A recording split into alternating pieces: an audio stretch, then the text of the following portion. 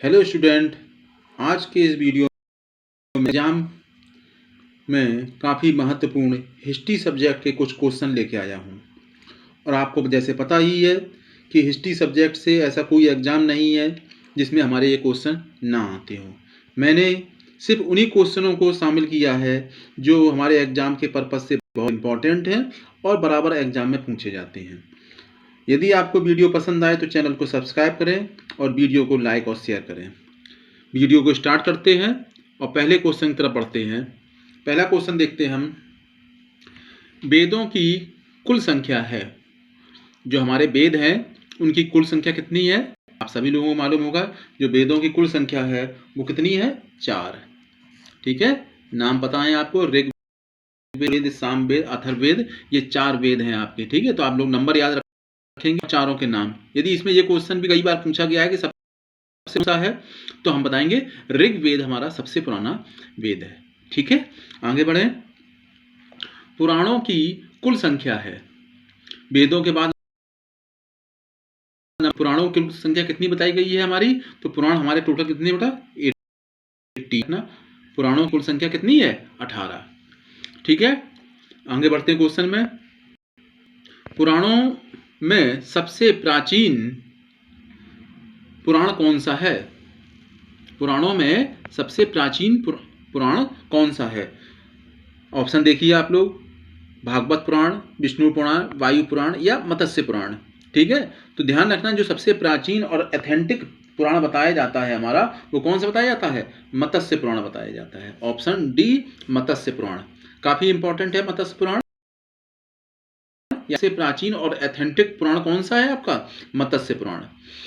आगे देखें, तुलसीदास किसके समकालीन थे? ठीक है बेटा, तुलसीदास किसके समकालीन थे? ये एक ऐसा है एग्जाम में पूछा गया है, इसलिए मैंने आपके लिए रखा है, वरना इसका कोई मतलब नहीं है। ध्यान रखना बेटा, ये अकबर के समकालीन थे। मैं फिर कह रहा हूं, ये अकबर के समकालीन थे, दरबार में नहीं थे। कुछ अपनी बुक में ऐसा मेंशन किया है, लिखने का प्रयास किया है कि तुलसीदास जी आपके अकबर के दरबार में थे। ऐसा कोई भी साक्ष्य नहीं है जो ये सिद्ध कर सके कि तुलसीदास जी अकबर के, हाँ उसी पीरियड के थे, उसी समय के थे।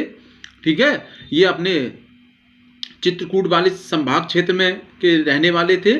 ठीक है, पर उन समकालीन थे, उनके दरबार में नहीं थे। ये चीज को एकदम क्लियर करना, उनके दरबार में नहीं थे, उसी समय के थे। ठीक है, आगे बढ़े। अल बरूनी किसके समय भारत आया? एक मुस्लिम इतिहासकार था। ठीक है, काफी विद्वान व्यक्ति था ये। तो किसके साथ भारत आया? तो ध्यान रखना, आपको जैसे मालूम होगा कि महमूद गजनबी ने भारत पर 17 बार आक्रमण किए। आक्रमण के दौरान अल बरूनी भारत आया था। ठीक है, तो आएगा महमूद गजनबी। ऑप्शन ए, बरूनी किसके साथ भारत आया? तो आप किसको बताएंगे? महमूद गजनबी।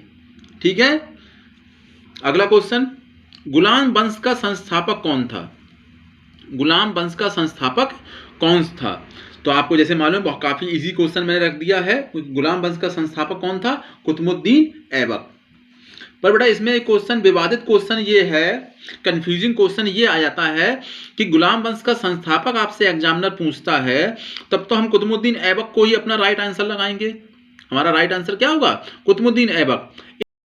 एग्जामिनर हमसे ये पूछता है कि गुलाम वंश का वास्तविक संस्थापक कौन था, ओरिजिनल, इसका फाउंडर कौन था?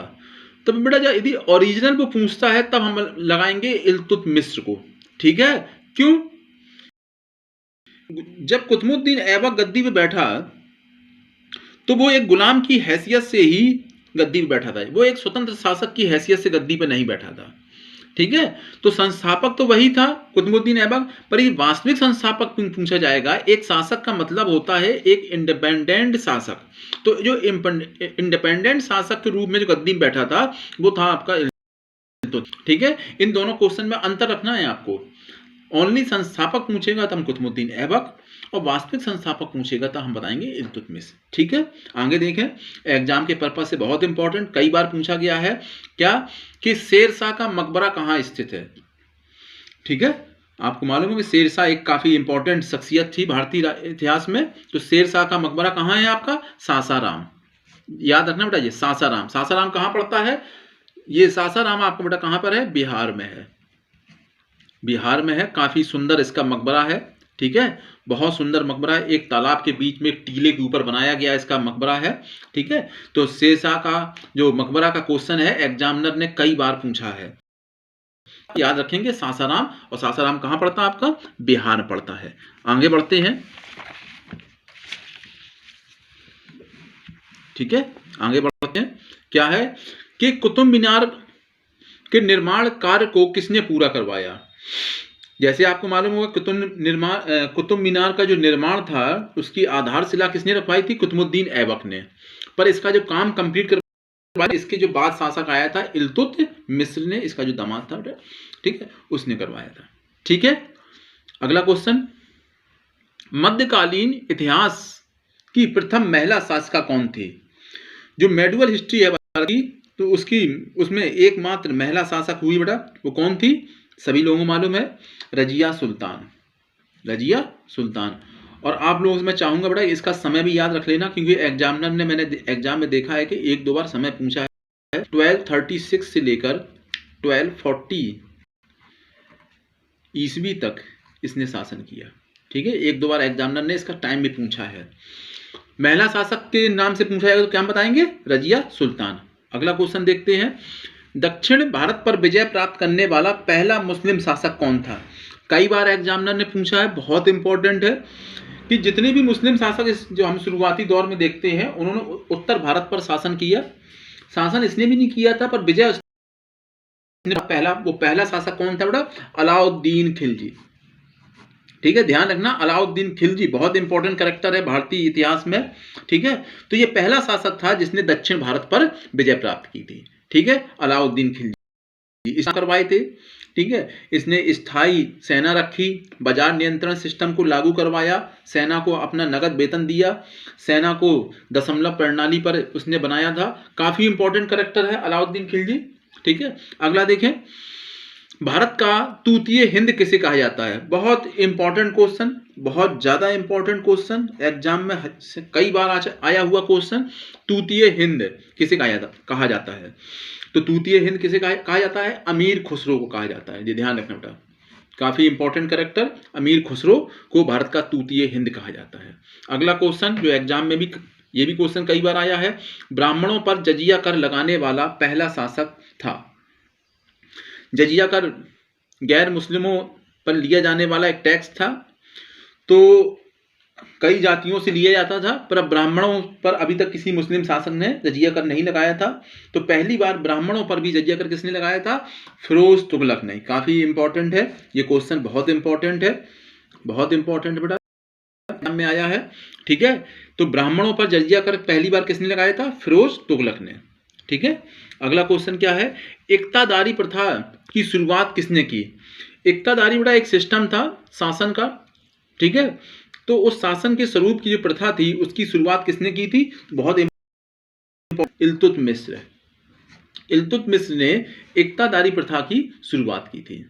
ठीक है, अगला क्वेश्चन, लाख बख्श के नाम से किस शासक को जाना जाता है? लाख बख्श यानी कि मतलब क्या होता है? लाखों का दान करने वाला। किस शासक को कहा गया? तो बेटा भारतीय राजनीति में ऐसे दो लोग हुए हैं, पर जिसको उपाधि दी गई है वो है आपका ऑप्शन डी, इल्तुतमिश। ठीक है, इल्तुतमिश को लाख बख्श कहा गया है, सॉरी, कुतुबुद्दीन ऐबक को लाख बख्श कहा गया है। ठीक है, और जो एक और शासक के लिए ऐसा बोला गया है वो बोला गया है बाबर के लिए। पर ध्यान रखना, बाबर को सिर्फ एक घटना के लिए लाख बख्श बोला गया है, जबकि उपाधि किसको दी गई है? कुतुबुद्दीन ऐबक को। ध्यान रखना बेटा, पहले मुझसे थोड़ा मिस्टेक हो गई थी। ठीक, कुतुबुद्दीन ऐबक को लाख बख्श कहा गया है। आप इन क्वेश्चनों को थोड़ी प्रैक्टिस करेंगे और आप देखेंगे कि मैं आपको इन थोड़े से क्वेश्चनों से एग्जाम में कितने क्वेश्चन आपको मिलेंगे। धन्यवाद।